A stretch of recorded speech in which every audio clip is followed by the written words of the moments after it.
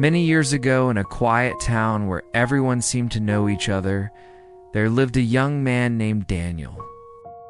Daniel was kind, open-hearted, and honest. He believed that being transparent was the same as being genuine, so he shared his thoughts, his dreams, his fears, and even his secrets with anyone who listened. When he was happy, he told the world. When he was struggling, he spoke without hesitation. He thought that openness would bring him closer to people, and that trust, once given freely, would always be respected.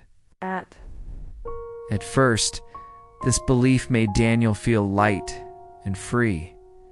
People smiled when they spoke to him. They listened. They nodded.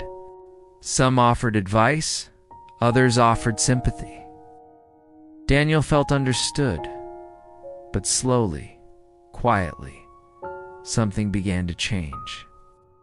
Words he had spoken in private returned to him in public. Dreams he had shared in confidence became topics of casual conversation. Mistakes he had confessed were remembered longer than his efforts to grow. Daniel felt confused and hurt.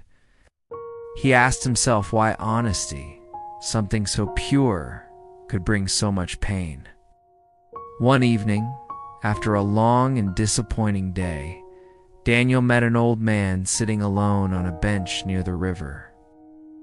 The old man's eyes were calm, as if they had seen many seasons of joy and loss. Daniel sat beside him and, without thinking, began to speak. He shared everything: his frustration, his sadness, his confusion about people, and trust. The old man listened without interrupting. When Daniel finally stopped, the silence between them felt different, not heavy, but thoughtful. Then the old man spoke softly. He said, "Truth is powerful, but it is not meant for everyone. Just as you would not give your house key to a stranger, you should not give your inner world to those who have not earned it." Daniel frowned, unsure. The old man continued, "Sharing is not the same as trusting. Trust is built slowly, through actions, not words. Some people listen not to understand, but to use what you give them." Daniel had never thought about it this way. He had believed that silence meant dishonesty, and that protecting himself meant closing his heart.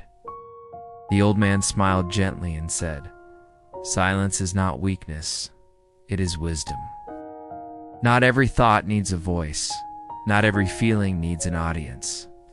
What you protect, you preserve." Those words stayed with Daniel long after the night ended. From that day on, Daniel began to change, not by becoming cold or distant, but by becoming aware. He learned to pause before speaking. He learned to ask himself simple questions. Is this person safe? Have they shown respect before? Am I sharing to heal, or am I sharing out of habit? Slowly, Daniel noticed something surprising. The less he shared, the more peaceful he felt. His energy stayed with him instead of being scattered. When he did choose to speak, his words carried more meaning. People listened more closely, and those who truly cared stayed, even when he was quiet.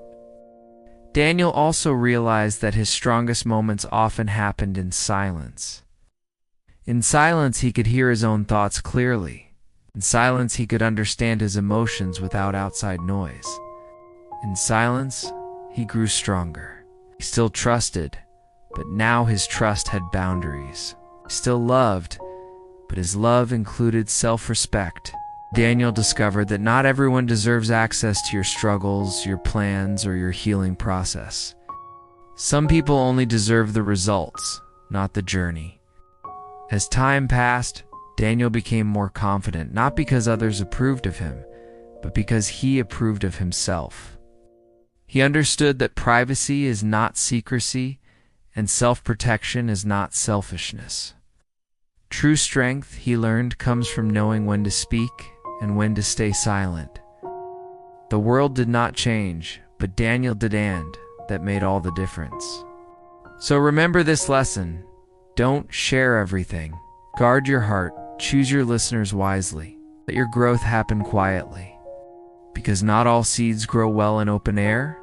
Some grow best when protected, nurtured, and unseen. And when the time is right, they bloom, strong and unshakable.